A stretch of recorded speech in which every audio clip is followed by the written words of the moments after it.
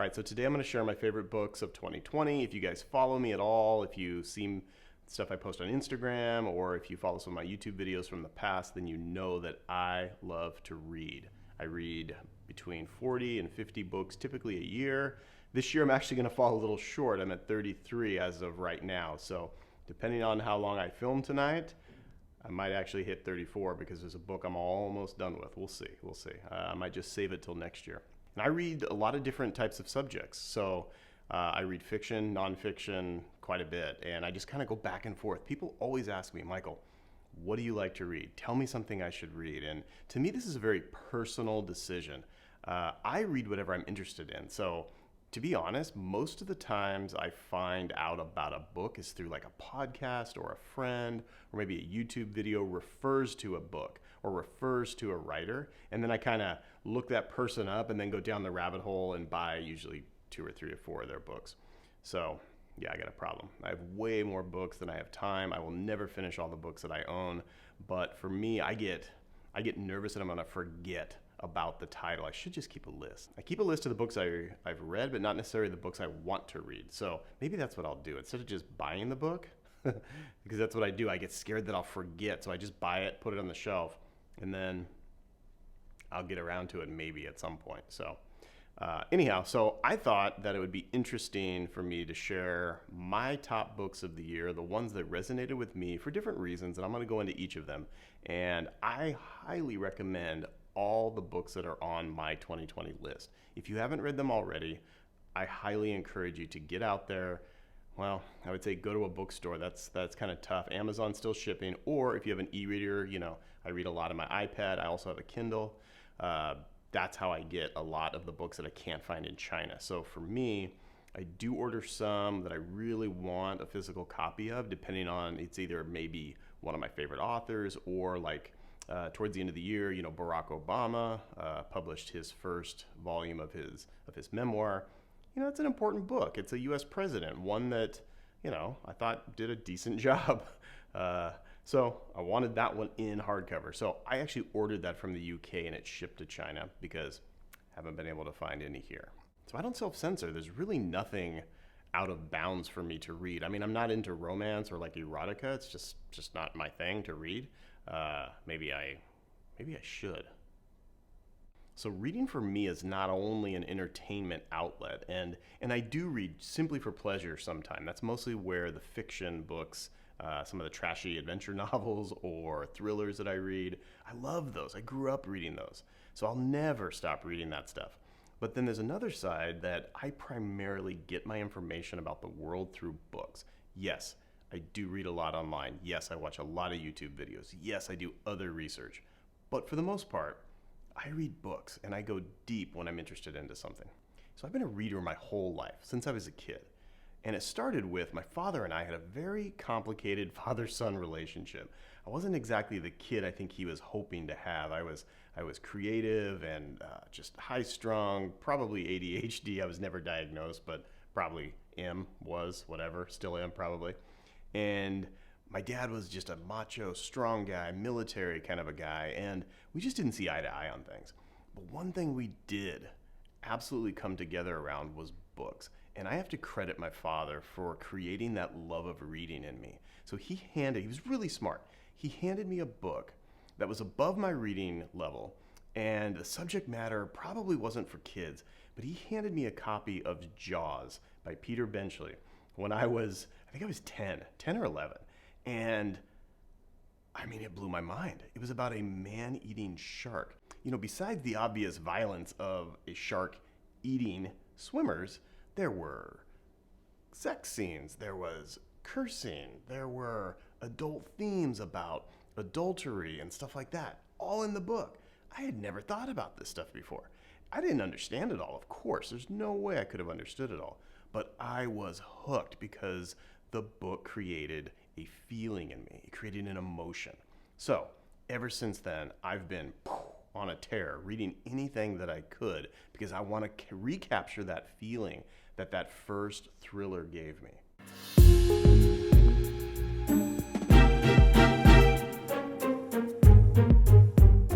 All right, so first up, one of my favorite books of the year is The Code of the Extraordinary Mind by Vishen Lakhiani. Now, I'm gonna put a picture up here because I don't have a copy of it. It's in my iPad. This is a fantastic book around self-development. So if you know who Vishen Lakhiani is, he's the founder of a company called Mind Valley. And it's a great app. I highly recommend it. If you sign up for the full access, which I did this last year, it's pretty expensive, just to be honest, but there's a ton of free information on the app, on the website, and then also on the YouTube channel. So you don't need to sign up for the membership to get a lot out of the material, the guests, the curriculum that Vishen Lakhiani wants to send out into the world. I love his mission. I love his mind. I love the way that he connects with his guests on his podcast, and then how he interweaves this richness of self-development with spirituality, with health and fitness, with business, entrepreneurship. It's a really fascinating book. So The Code of the Extraordinary Mind, one of my favorites that I read. I read it early in the year. Now, he had a second book come out. It's called The Buddha and the Badass, I think. And I did finish it this year, and it was great. Honestly, it was great. But nothing made me feel like that first book that I read from him. So The Code of the Extraordinary Mind, if you're passionate about self-development, if you want to try to break through some of maybe the hurdles, I don't know, I struggle with like physical fitness or some of my goal setting or being consistent in some of my practices. This book breaks down how you can take control a little bit more of your life and explains it in a way that, I don't know, it just really resonated with me. So hopefully you like it. Code of the Extraordinary Mind by Vishen Lakhiani. All right, so second favorite book of the year, Consider This by Chuck Palahniuk. Now, this is a writing book, and I absolutely loved it. I think I finished it in one sitting.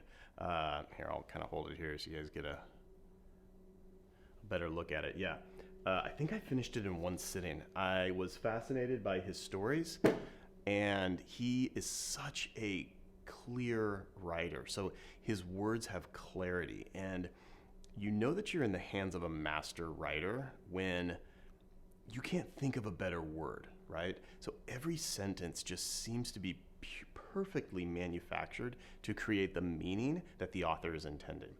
Now, Palahniuk is most famous for writing Fight Club, and while that's hugely popular book, hugely popular movie, what people forget is Palahniuk's been quietly publishing a book a year since Fight Club.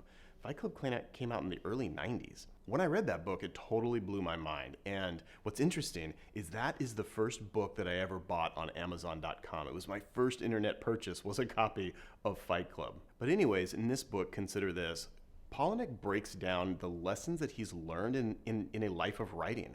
And he goes into detail around the writers group that he formed, he was a part of, and how they would push each other and challenge each other and drink way too much wine. And there was just something about the way that it was written, the immediacy of what he was trying to share with what good writing looks and feels like. I absolutely loved it. I don't know if I'm going to be a better writer because I read it, hopefully. A lot of the lessons I've actually tried to employ in my own writing, but Palahniuk is such an absolute master that if you are into writing, if you're trying to break through and have your words really resonate more with your readers, then I would highly recommend this book, Consider This by Chuck Palahniuk. All right, next book is like a business leadership book, and it is Who You Are is What You Do is Who You Are by Ben Horowitz. This is great. This is an absolute fantastic book. Again, I think I read this in a day or two. I started it on Audible, actually. And I listened to about half of it on audio, and then I was like, you know what, I want a copy of this. I'm going to refer back to this book. So I ordered it online. And what I love about this book is Horowitz uses examples to prove his points around leadership. But he goes way back in history for a lot of the stories, and he also mixes in lessons from like murderers and prisoners and someone who led a slave revolt. I think it was in Haiti. And he mixes everyday leadership principles that you can employ in your company now, but he shares these stories from history that I didn't know anything about.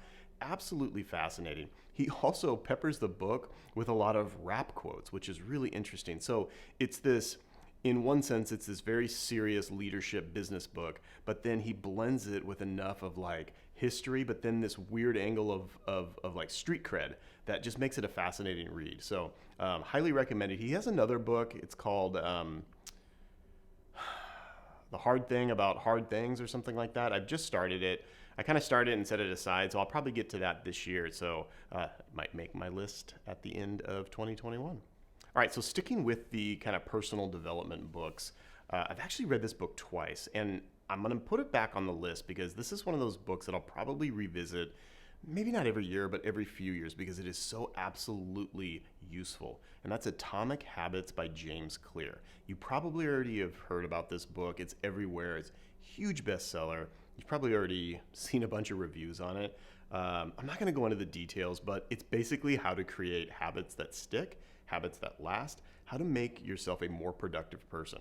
But this is heavily highlighted, and again, it's one of those books that I'm going to go back to year after year, especially when I feel myself slipping. So if you guys have been following me for a while, you guys know how passionate I am about setting goals and the struggle to stick with them. So every year this week, so I'm filming this on New Year's Eve, guys, and every year this week previous, I do a value study and I do a goal list. And what I do is I also thumb through that book since it's been out, and I make sure that I'm creating goals and I'm creating a list in a way that's going to be most effective. Now, I don't stick with everything, guys. Just to be quite honest, I'm maybe 50% successful on my goals and the things that I want to get accomplished each year. 2020 was crazy, a little tough. I didn't get half my list even close to accomplished, but I did accomplish a lot. And some of that I can credit to Atomic Habits by James Clear. If you haven't read it yet, go pick it up. You can find it anywhere. It's a huge bestseller. All right, now, if I had to pick one favorite book of the year, it's probably this next one, and it's To Shake the Sleeping Self by Jedidiah Jenkins, and that's a mouthful. Let me make sure I got that right. To Shake the Sleeping Self by Jedidiah Jenkins. Here, picture of it right here. Sorry, I don't have the book. It's on my iPad. This book completely caught me by surprise. I had seen it posted, like the cover posted on Instagram at some point. And to be honest, I looked at the cover and I kind of read a little bit about it. And to me, it just seemed like, I don't know, like a millennial hipster dude travel memoir. And I guess it is in a sense, but man, is it so much more than that. And I'm so glad that I gave this book a shot. And the reason I did, honestly, is because Sophia Bush, she's an actress, but I follow her on Instagram. I listen to her podcast. She's incredibly brilliant. She's known as an actress, but I'm sorry, she should run for politics. But anyways, that's besides the point. But she's actually friends with Jenkins, the writer who wrote this book. And she had posted about him quite often. And I'm like, you know what? I'm going to give this book a shot, because if she likes him and respects his work, and I respect her work, I'm probably going to like his work. I'm probably going to like his book. And man, this book absolutely blew me away. So basically, it's a travel log, and it details his bike ride from Oregon all the way down, or sorry, is it Oregon or Seattle? I don't remember. Washington or Oregon, all the way down to Argentina. So he literally goes down the entire Americas, all the way to the tip on a bike. And what I love about this book is that he was not an athlete. He was not in shape at all. He didn't even have a bike before the trip. He didn't have camping gear. He didn't know how to use any of it. And he just kind of made it up as he went along. But the adventure part was interesting and entertaining, but I'm telling you, the heart of the book is his struggle with his Christianity and his homosexuality. And it's how those two things push and pull him through the struggles of this bike ride. And he has to come to terms with his religion, not accepting who he is as a person. And sorry, I get a little choked up because it's like, it's a super heart-wrenching story in places, because here's a young person who just wants to be who they are, right? And regardless if you're straight or gay or black or white or Mexican or whatever, we shouldn't judge each other by those things, right? Like, we all agree with that, I think.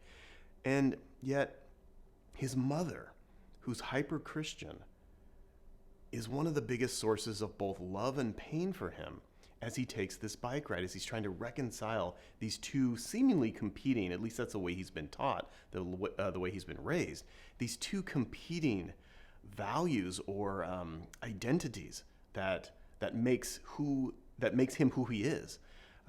So I found his inner battle and the way he describes it to just be absolutely fascinating, and at the end, uplifting, hopeful, and yeah, my best book of the year by far.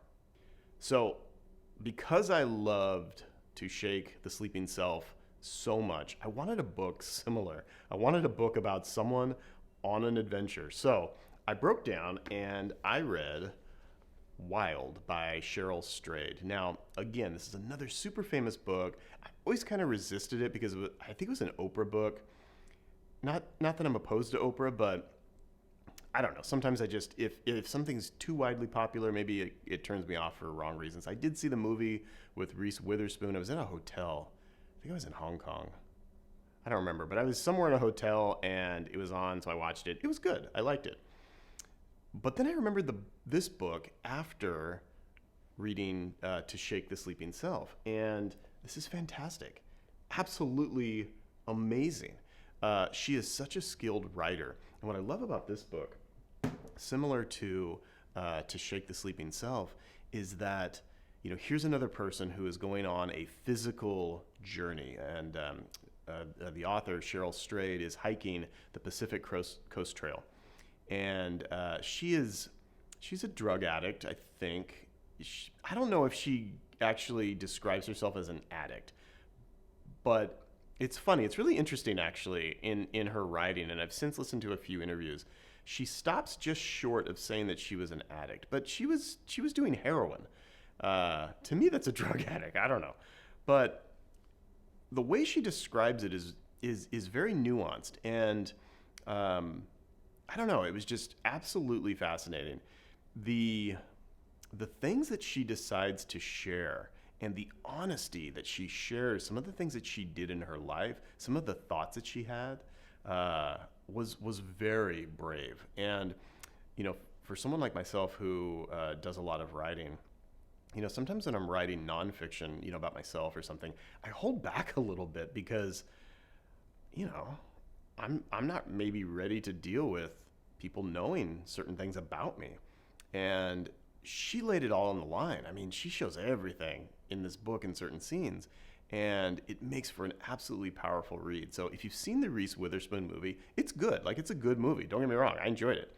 But this book will blow you away. So Wild by Cheryl Strayed. All right, last favorite book of the year. This one was a blast. And this was I don't even want to say guilty pleasure, because I don't feel guilty about it at all. I never feel guilty about reading a book. But this is, I don't even know how to pronounce it. De-Evolution? De-Evolution? I don't know, by Max Brooks. So I just want to read to you the subtitle of this book. A first-hand account of the Rainier Sasquatch Massacre. Yes, this is about Bigfoot killing people, and it's a total blast. This book is hyper violent, scary, and funny as hell. I was laughing out loud when I was reading this, but it's also super scary, super intense, very well thought out, very well paced. And, you know, to sum it up, it's a bunch of hipsters living in an eco lodge in the Pacific Northwest. Mount Rainier erupts, cuts off Seattle in this big lava flow, and basically all of these pretty much rich hipster kind of eco people are living at this beautiful state-of-the-art eco lodge, and they've all bought into this community, right? And it's supposed to be like heaven on earth, utopia, and they get cut off.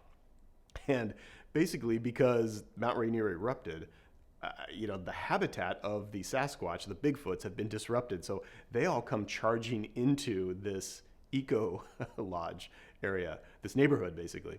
And it's this battle between humans and Bigfoots and Big Feet, Bigfoots, Big Feet, Sasquatch, whatever.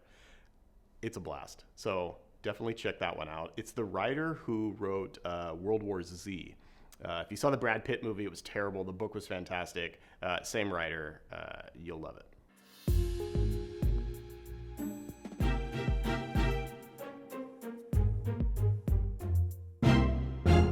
All right, guys, so that is my list of favorite books of 2020. So what I'll do actually is I will leave in the description of this video, I'll leave a list of all 33 books that I read this year. So you can kind of get an idea of what I like to read, what my year looked like. The last thing that I'll kind of bring up is I start way more books than I finish. So I probably started close to 100 books this year, and I set a lot of them aside. And some people can think that that's like a failure, or that I don't read everything that I buy. But I also feel that life is too short to kind of waste on a book that doesn't grab you. There are so many books out there. Don't push through a book just because you bought it. Give it away. Resell it online if you have to. But don't waste your time reading a book that doesn't resonate with you, because there are amazing pieces of literature out there. All right, guys, thank you so much for watching all the way to the end. If you enjoyed this video, if you got something out of it, if you learned something, please like the video. And then if you would consider subscribing, that would be awesome. I'd really appreciate it.